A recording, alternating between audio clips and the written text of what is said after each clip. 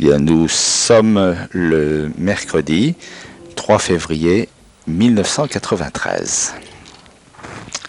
Haute-Soupe, le centre de contrôle des vols habités à Kaliningrad, près de Moscou.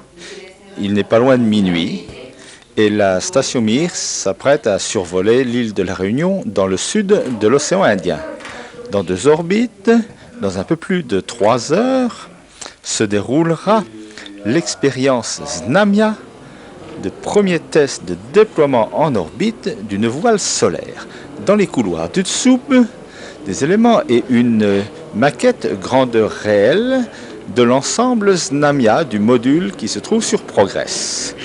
À côté, des maquettes donc du futur voilier solaire qui lui fera 200 mètres. Une ambiance de pré-examen qui règne dans la grande salle du Haute-Soupe.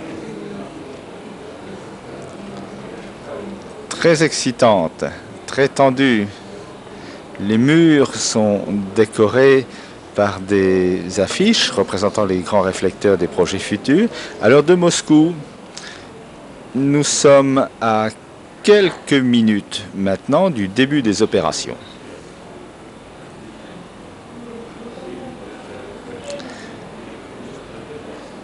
Mir s'approche de l'Amérique du Sud sur sa dernière orbite et dans quelques minutes, les panneaux que nous voyons, les 8 panneaux, vont se dérouler. Faire une couronne. Alors la maquette que nous voyons ici, c'est celle du voilier de 200 mètres qui est prévue d'ici quelques années.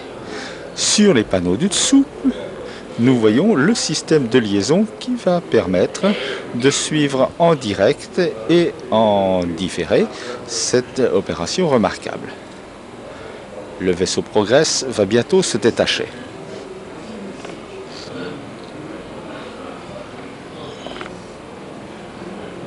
Mir approche maintenant de la zone de contrôle et du point où doit s'effectuer cette séparation.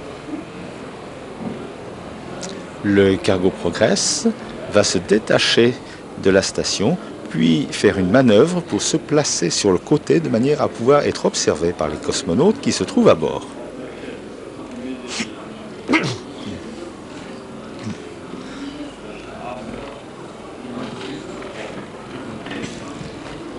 Nous sommes maintenant à quelques minutes seulement du commencement de cette manœuvre. Il y a 2 caméras qui vont suivre l'événement. L'une en noir et blanc, automatique, est installée sur le vaisseau Progress, et la caméra qui sert habituellement aux manœuvres d'amarrage. L'autre en couleur est tenue à la main par les cosmonautes de la station Mir qui vont filmer à travers le hublot.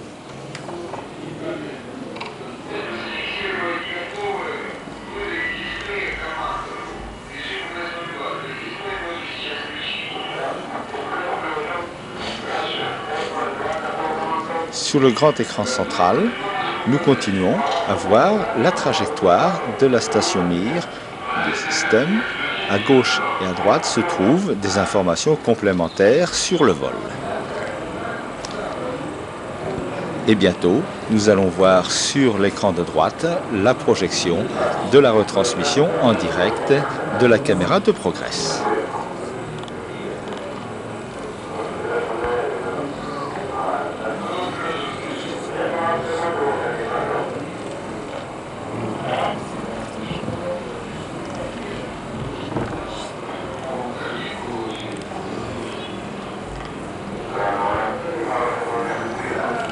La séparation vient d'avoir lieu.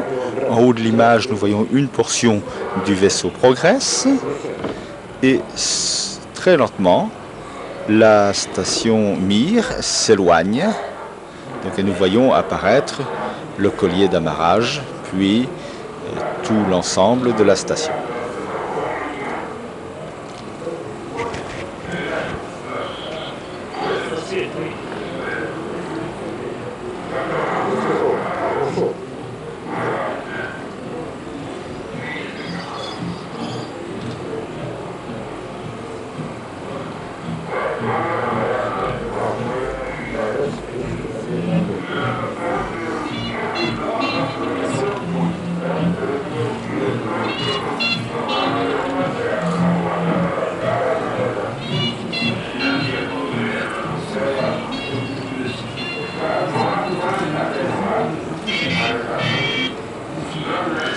Sur le vaisseau Progress se trouvait jusqu'il y a quelques jours le grappin d'amarrage qui permet de s'accrocher sur la station.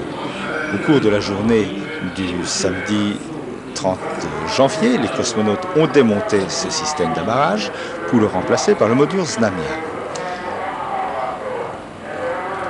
Le dimanche 31 janvier, alors que Progress était toujours rattaché à la station Mir, ils ont procédé aux essais mécaniques de mise en rotation du système donc de déploiement de la voile solaire.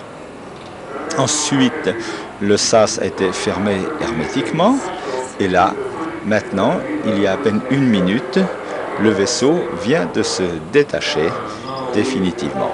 Il effectue une manœuvre latérale et voilà, et toujours suivi donc par les stations de contrôle.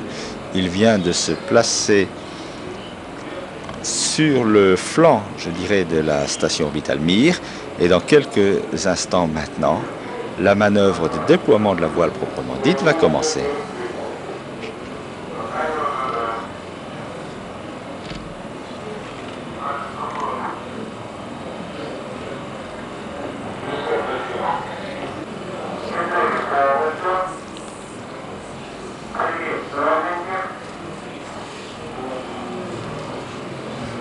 Les panneaux de Znamia viennent de s'ouvrir, le module est en rotation et par l'effet de la force centrifuge, les voiles se déploient et nous voyons par rapport au repère qui se trouve sur l'écran que peu à peu le diamètre s'agrandit.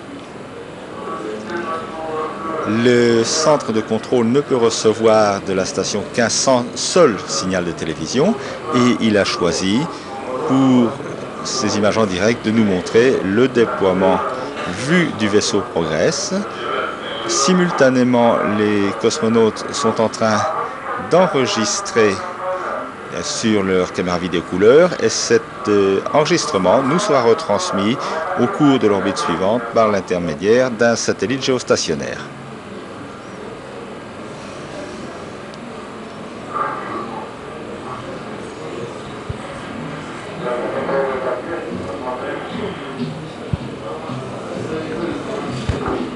Lentement, les rouleaux, contrôlés par des petits moteurs, laissent s'échapper la voile qui était pliée comme un éventail japonais. Et le diamètre s'agrandit, s'agrandit.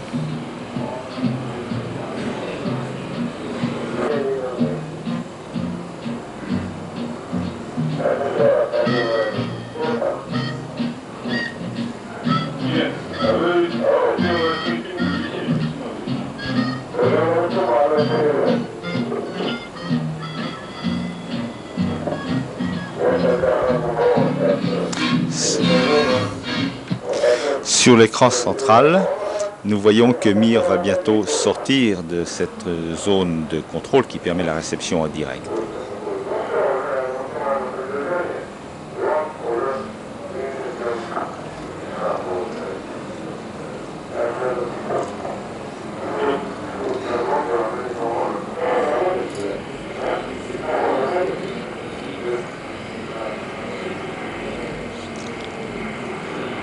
Donc là, il va se passer un peu plus d'une heure avant le prochain passage sur la zone de contrôle et la suite donc de l'expérience Znamia.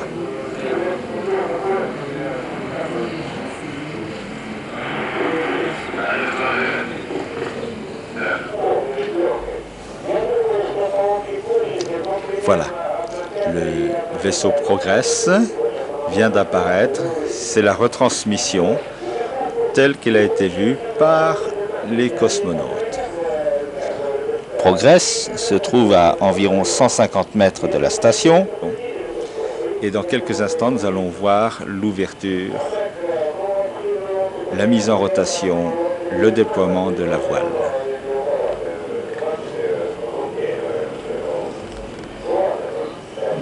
Ce déploiement va s'effectuer en quelques minutes, tandis que le vaisseau Progress et la voile vont continuer à s'éloigner de la station. Ça y est.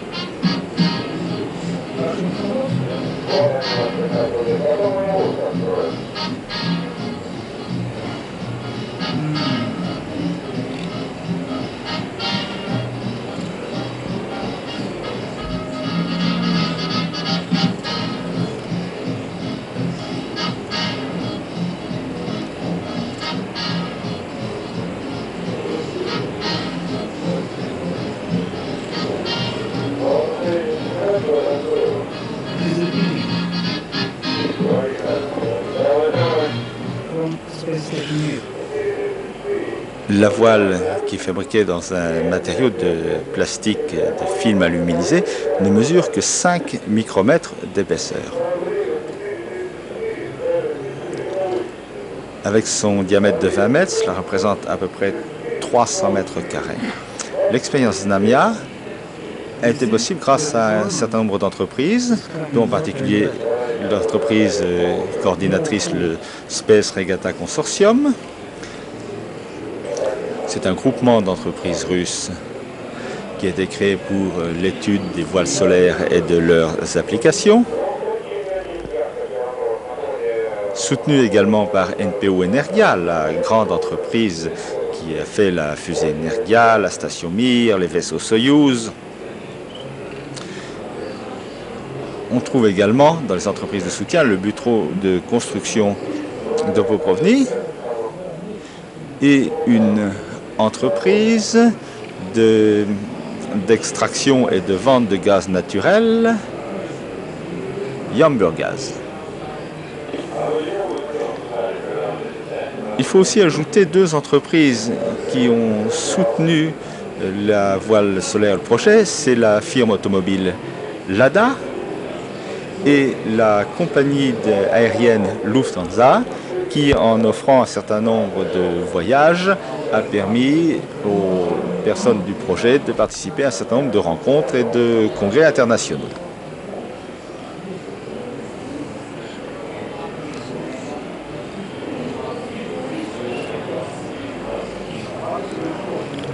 Au fur et à mesure que le déploiement s'achève, la forme des secteurs de la voile devient plus homogène, plus régulière, et la répartition est à peu près réalisée maintenant avec un diamètre de 20 mètres, soit plus du double de l'envergure des panneaux solaires de Progress que nous apercevons.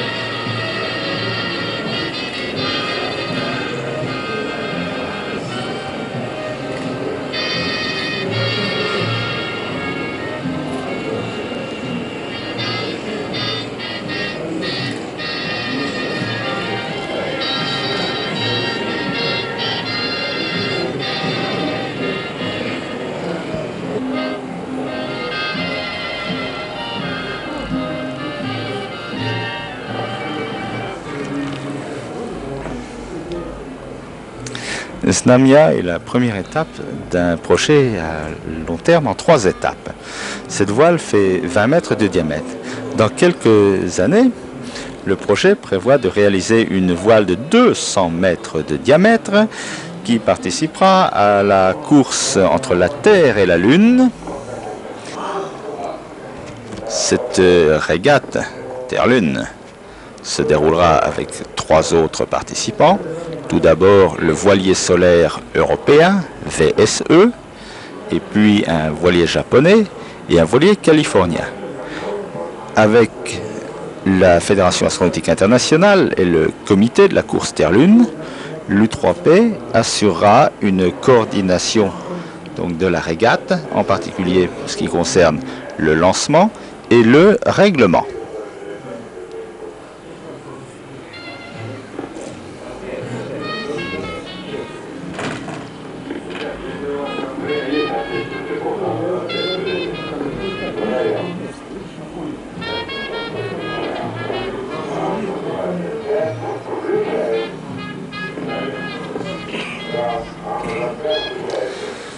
Znamia a été déployé quelques minutes avant que le complexe ne pénètre dans la lumière du jour, et maintenant qu'il est éclairé par le soleil sur un fond de terre également éclairé par le soleil, cette vision de cette petite fleur sur la planète bleue est absolument fantastique. Et je crois que c'est parmi les plus belles images que nous a offertes la conquête spatiale.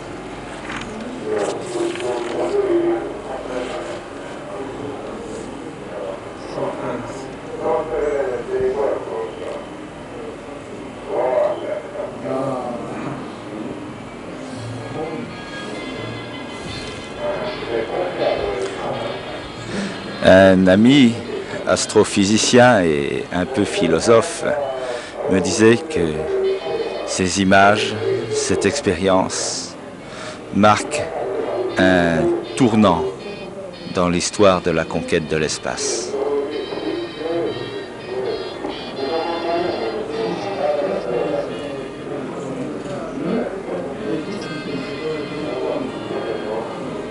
C'est quelque chose qu'on n'a jamais vu jusqu'ici.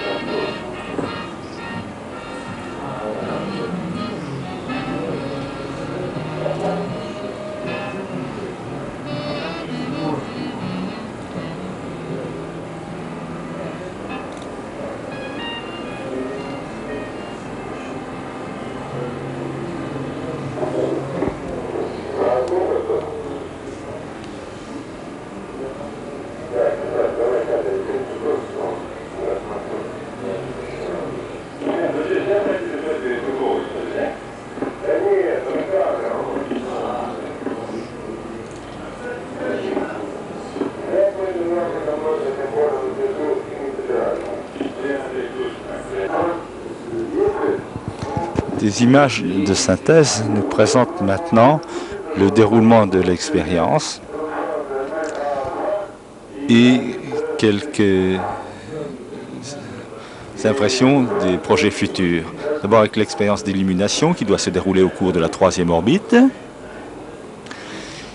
et ce qui permettra plus tard, dans la 3e étape du projet Novitiate, nouvelle lumière, nouveau monde, d'éclairer des villes, d'éclairer les zones arctiques, d'éclairer les zones de catastrophe où généralement la lumière et l'électricité sont coupées. Donc cette expérience d'illumination va commencer au cours de la 3e orbite entre le nord de l'Espagne, la sud de la France, la Suisse, la Pologne, c'est terminé en Biélorussie. En l'an 2000 peut-être, une centaine de miroirs de 2 km de diamètre, orbitant à quelques milliers de kilomètres du sol, pourraient faire ce réseau donc d'éclairage artificiel Novitiate. Voilà. Donc, ici, nous voyons les principaux responsables du projet d'UTSUP et très certainement une grande satisfaction. Nicolas Sebastianov, directeur du consortium, grande satisfaction des dirigeants de NPO Energia, qui donc envisagent maintenant les suites de cette expérience. Et puis peut-être le grand héros du jour, le chef du projet de cette magnifique expérience, Vladimir Siromietnikov, chef du projet. Il ne cache pas sa satisfaction.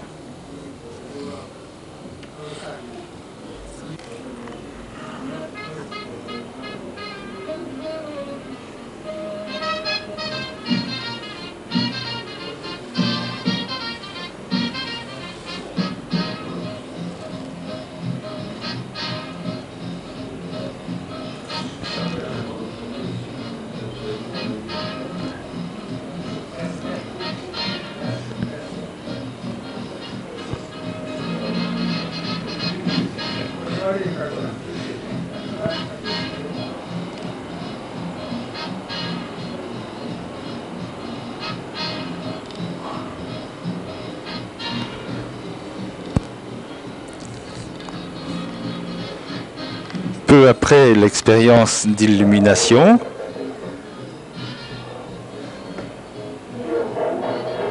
Znamia a été séparé du module puisque Progress devait servir à d'autres expériences. Donc elle a continué à tourner et pendant quelques jours, peut-être quelques semaines, continuer à briller dans le ciel, dans les soirées, dans les matinées, juste avant l'aube, après le coucher du soleil, comme une étoile avec à peu près le même éclat que Vénus, avant enfin de rentrer dans les couches les plus denses de l'atmosphère, où bien sûr elle se désintégrera.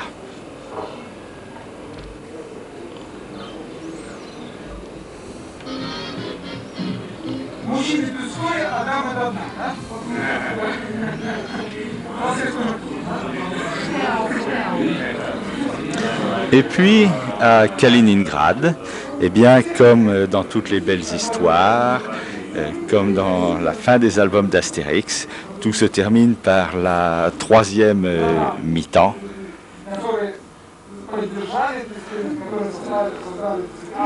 Voilà, 4 février 1993, une grande date de l'histoire de la cosmonautique, avec le premier déploiement en orbite d'une voile solaire.